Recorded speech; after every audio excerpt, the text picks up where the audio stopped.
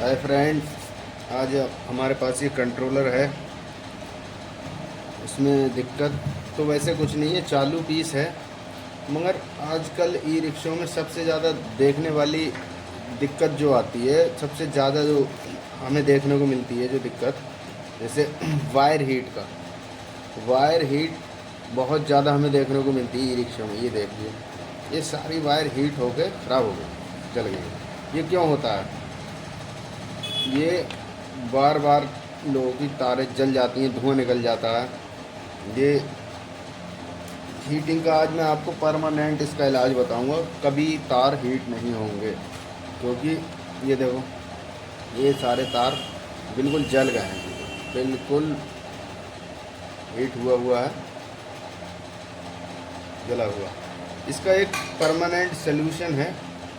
Video में बने रहो लोग दोस्तों, मैं आपको बताता हूँ कि इसमें आप इन तारों को कैसे ठीक कर सकते हो जो हीट ना हो।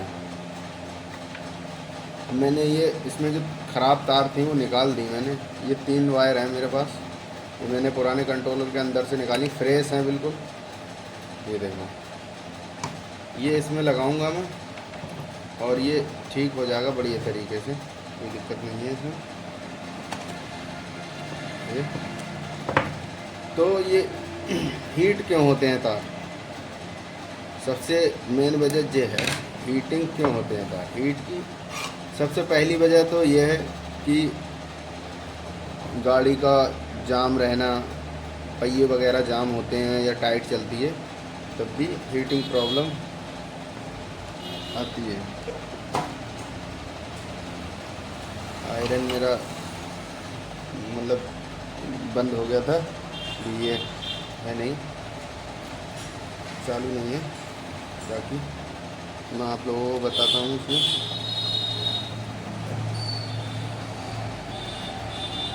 करना कैसे है आपको, जो वायर हीट ना हो। क्या करें जो वायर हीट ना हो बिल्कुल।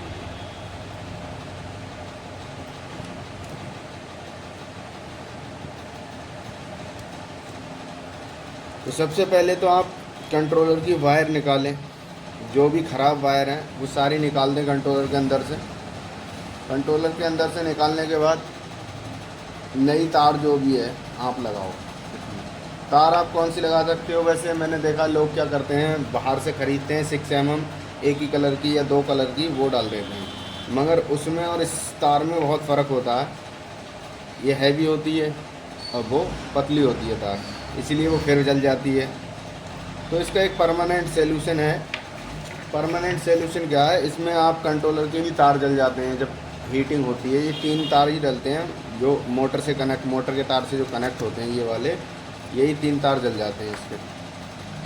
तो आप क्या करें, एक नई मोटर की लीड आती है, अलग से नई लें, 6 mm या 5.5 mm, उससे नीचे ना लें, क्योंकि अगर वो लेते हैं उससे नीचे लोगे तो फिर गर्म होगी तार फिर से।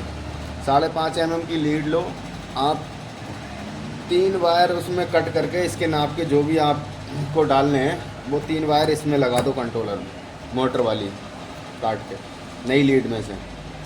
फिर उसके बाद आपको क्या करना है, जो मोटर की वायर है वो भी हीट हो गई है मगर वो पूरी ख़राब नहीं होती है, तो उसको जहाँ तक ख़राब है वायर वहाँ तक आप कटिंग कर दो, उस तार को काट दो। काटने के बाद दोनों तरफ थिम्बल लगा लो उसके। जो आप नई लीड लाए हो उस लीड में एक साइड तो थिम्बल होते ही होते हैं, दूसरी साइड भी थिम्बल लगा लो उसमें। और थिम्बल ऐसे लगाना है, उसमें सोल्डरिंग करनी है थिम्बलों में। सोल्डरिंग करने के बाद में जो हमारे मोटर में से जो वायर आ रही है वो बची हमारी, उससे क्या करें कि उसमें थिम्बल ना लगाएं। थिम्बल ना लगाएं, थिम्बल लगाओगे तो फिर हीट हो जाएगी। थिम्बल की जगह आप उसमें एक लूप बना लें, इस टाइप से लूप बना दें ऐसे। और लूप बनाने के बाद जो आप कंट्रोलर से जो कनेक्ट करेंगे जो तार, एक डिब्बी लगाएं, नीचे भी 2 डिब्बी लगाएं। ये जंक्शन बॉक्स जो है 2 पीली डिब्बी लगाएं इस टाइप से, और इस टाइप से आप लगाएं इसको ऐसे, और इसके ऊपर से ऐसे कस दें इसको। तो ये कभी हीट नहीं होगा, क्योंकि इसमें लूजिंग ही नहीं रहेगी। लूजिंग रहेगी या तार ख़राब रहेगा तो हीट होगी वायर बहुत ज़्यादा। लोगों का धुआं निकल जाता है, बहुत मतलब बोलते हैं बहुत हीट हो रहा है, हाथ नहीं रखा जाता है, पकड़ते हैं तो जल जाते हैं। और ज़्यादातर इन जितने भी हैं ई रिक्शे नए नए में तो दिक्कत नहीं आती है, जब पुराने हो जाते हैं थोड़े तो उनमें दिक्कत आती है, बहुत ज़्यादा दिक्कत आती है इस चीज़ की। बहुत हीट होते हैं तार, लोग परेशान रहते हैं।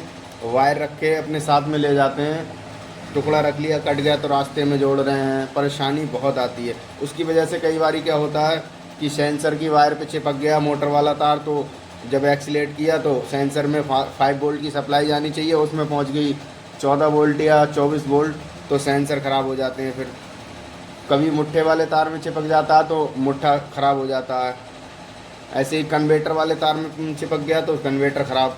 तो मतलब गाड़ी इन तारों की वजह से बहुत ज़्यादा प्रॉब्लम क्रिएट करती है, बहुत ज़्यादा दिक्कत आती है उससे। तो ई रिक्शे वालों को बहुत प्रॉब्लम आती है। और ये आप ये काम कर लोगे, इसमें वायर नए लगा दोगे, ये दूसरे अच्छी थिकनेस के लगाओ, बढ़िया मोटी तार लगाओ जो भी है मोटर वाली। आप और कोई अदर तार डालोगे तो हीटिंग नहीं रुकेगी। मोटर की जो लीड आती है नई, उसके 3 तार लगाएं आप लोग, और हीटिंग बिल्कुल भी नहीं होगी। फिर आपकी गाड़ी का टॉर्क भी बढ़ जाएगा और भाग भी बढ़ जाएगी थोड़ी बहुत, क्योंकि गर्म जब तार आपस में हीटिंग होते हैं तो उसमें करंट का लॉस होता है, एम्पियर और करंट का लॉस होता है। तो तार जो है हीट होने से गाड़ी पे भी मतलब इफ़ेक्ट पड़ता है, पूरा ताकत नहीं दिखा पाती है गाड़ी।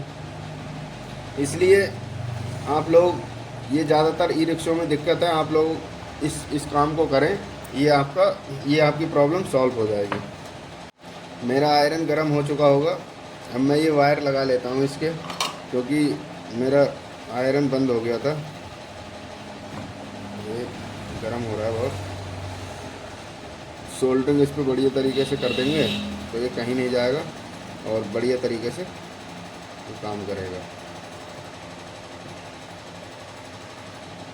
बाकी सोल्डरिंग इसमें आप भर दो बढ़िया तरीके से, हीटिंग आपकी प्रॉब्लम दूर हो जाएगी।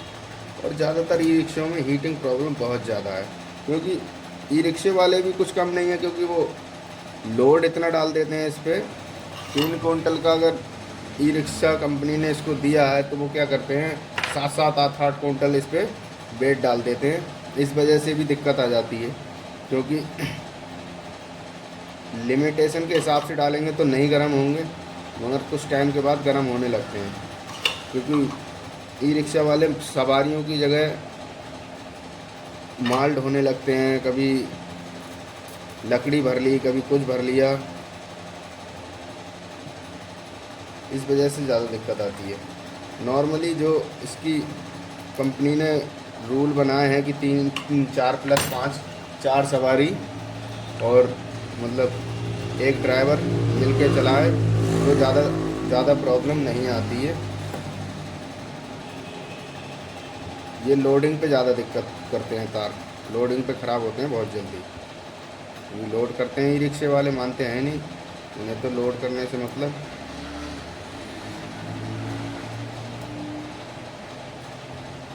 बाकी मैं ये 3 तार इसमें लगा देता हूँ बढ़िया तरीके से, इसकी हीटिंग वाली प्रॉब्लम जो थी दूर हो जाएगी।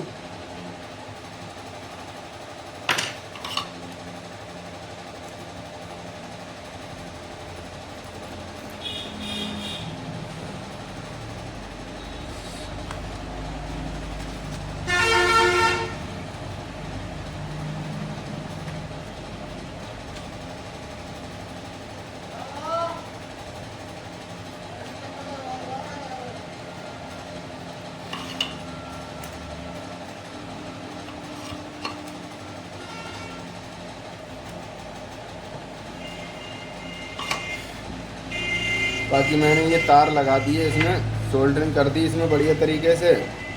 और आप लोगों को इस वीडियो से अगर कोई नॉलेज मिली हो तो मेरे चैनल को सब्सक्राइब वगैरह कर सकते हैं आप। मेरे चैनल का नाम है DK electronics e rickshaw. Video देखने के लिए धन्यवाद दोस्तों। जय हिंद, जय भारत।